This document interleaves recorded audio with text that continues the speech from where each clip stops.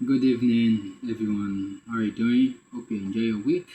Yeah, today I'll start where I stopped last week. Last week, I started the review of this great book, Kingdom with My Heritage. Yes, I did a brief introduction of this book and I read the chapter 1 of it. So today I'm doing chapter 2 and chapter 3. So make sure you share this with your loved ones. Share it on your status, on your Facebook, Instagram, WhatsApp.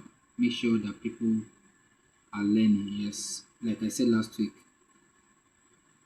um, this is part of my corporate social responsibility of teaching and educating the public about finance. Yes, I was talking to one of my friends yesterday. Yes, I was telling him that financial education should be part of the curriculum because many things many people don't know a lot of things when it comes to finances. So that's why, and knowledge is not scarce in this area, but how many people are ready to give what it takes? And this book has been out since last year, that was December. Uh, I've sold a lot of copies of it, but some people that have not got it, they think that everything should be free. The only thing that can be free because and there's a popular saying that says if you don't pay anything you don't pay for you don't pay attention to it. If you don't pay you don't pay attention. And the, not everything is free even in Freetown. Should I pay that? Not everything is free even in Freetown. Freetown is a city in which country? That should be Sierra Leone. Yes, Sierra Leone. I think I'm right. Yeah. So let us jump into it. So the chapter two, the topic for chapter two is the place of the mind. The place of the mind. You know, this book is a focus. Yeah, this book focuses on Christians, and people of other faith can read it and they will gain from it. Anybody can read it and they will learn from it. One of the challenges or one of the things I've noticed about many Christian books or many Christians that they think that the mind has no place in their life. Yes, the many people suspend their mind when it comes to wealth creation, living a successful life, even marriage rights. Many people just suspend their brain. There's a popular passage that says that the way Muslims drop their shoe or shoe outside the mosque, that's the same way most Christians drop their brain outside the church when they enter the church. They just suspend their brain. Anything that any person that's on the pulpit is saying, no matter the rubbish he's saying, they just take it and they'll be screaming, they'll be excited, and they are not learning because someone said that their brain they have dropped it outside. Because many people think that the mind has no place. Why did God give you mind? The book of of Timothy, I think Second Timothy, that Paul was writing to Timothy, said, "God has not given us the spirit of fear, but of what sound mind." Your mind needs to be sound. Yes, your mind needs to be sound. John was saying that, brother, above all things, that you prosper in health, in your mind, as your no, okay, be prosper as your soul what prospers. That means your mind is so important. So many Christians they think that not engaging their mind is pleasing God. Why? So another person says something for himself. The reason why God gave you a brain is to let him rest. That's why God gave you gave you a brain. So like I would say, I say what is a product of one's capacity to think. Bishop Oyedepo said, if you are not thinking, you are stinking. Can I repeat that? If you are not thinking, what you are stinking. Many people can't think, especially the Christians. They just drop everything on their head. They just be screaming in church. Don't let me talk. I said the only way to think is by using your mind.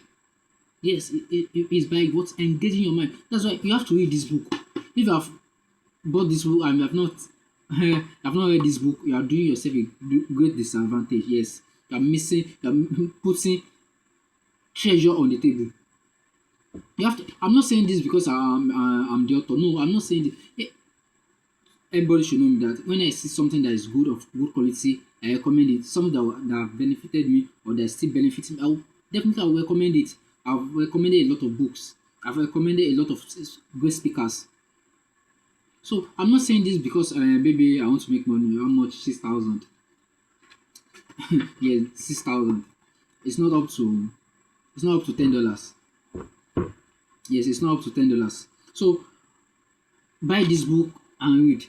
I said when it comes to wealth creation, your mind is a vital, is very vital in its creation. Yes, your mind is needed because that's where God will interact with that because your mind is the bridge between your body and your spirit. That's why a mad person cannot create wealth because his mind is retarded. A person that is retarded cannot create wealth. So you like I said, okay, there are a lot of you have to read it. You have to read it because a lot of things to I wrote a lot of deep things. And this book, someone said that I read this book in one sitting. It's over okay 130 pages, 128 pages. Yes, 128 pages. Hey, I just wanted to glance through it, but the value was gleaning from the pages of this book. Every page is loaded. Every page is loaded. So I have to read it. He read it. He said you have to read that. You read it again because of the value in this book. Yes, you have to go to attract it. Yes, this word is not for people that are stagnant and they are not willing to go and they are not willing to leave their comfort zone. You have to go. You have to develop your capacity. You have to develop your capacity. I would say what won't come to your direction if your mind cannot attract it. Your mind is like a magnet. It attracts the possibility in it. So if what is not in the possibility in your mind, you cannot have it. You must have what in your possibility. You must see what as your possibility. You must see what as something that is your heritage. What you put in your mind sooner or later becomes your reality. So if we start talking about what, dreaming about it, confessing it, working towards it, sooner or later it will become your reality. But if you fight against it, you embrace poverty, like the way some people embrace poverty will be your brother who attack you as a bandit. Do you know Nigerian bandit, the way they attack people? I would say a wise man once said, the single most powerful asset we all have is our mind. If it is trained well, it can create enormous wealth. If your mind is trained well, it can create what enormous wealth. Your mind must be developed if you are to create sustainable wealth. An undeveloped mind is not it cannot handle wealth. It's not up fit to handle wealth. You cannot create wealth if your mind is empty. See, I said you cannot create wealth with an empty brain. You cannot what create wealth with an empty brain. You need to put something in your head to be ahead. Can I repeat? You have to put something in your head to be ahead of others. And you cannot be the head if your head is empty.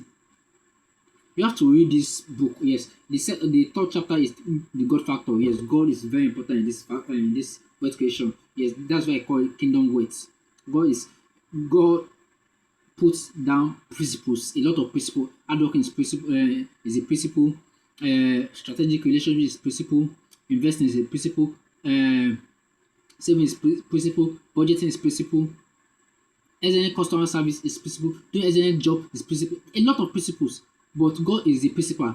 Sometimes your boats, you can have you can have the boats, you can have the nets, you can be on the sea and you still not catch fish. That's why you need God factor, you need God.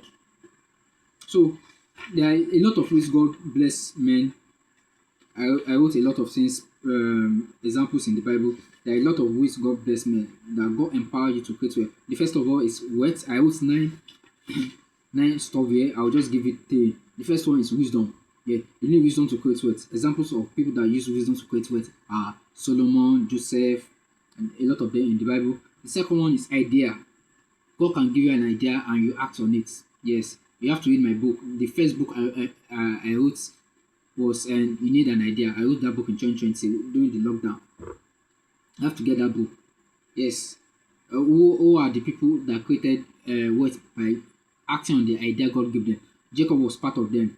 Yes, Jacob, the idea God gave him to put a stick in front of animal when they want to meet. So that's the right idea. The second one, the third one is favor. I'll just give it to you. Yes, the third one is favor. Favor is one of the vital ways God use uh, favor is one of the vital ways God uses to bless people.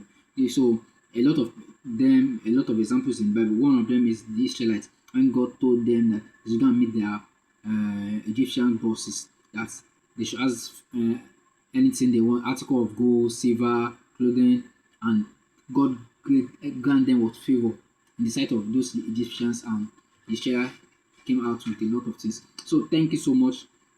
Next week I will continue with chapter 4, chapter 5. I'll make sure I'm just doing this so that people who have bought this book, they have read it, and they did not get whatever they have read. This book review just to do like just to expand their mind, to give them a clear picture, a clear picture of what I was thinking when I was writing this book. And people that have not bought this book, you can just send a DM to me on any social media platform, Facebook, Instagram, X, WhatsApp, just send LinkedIn, yeah, just send a message. Definitely, I will reply. So just get this book. Make sure you share this video with your loved ones. My name still means Samuel Adelu. Thank you so much.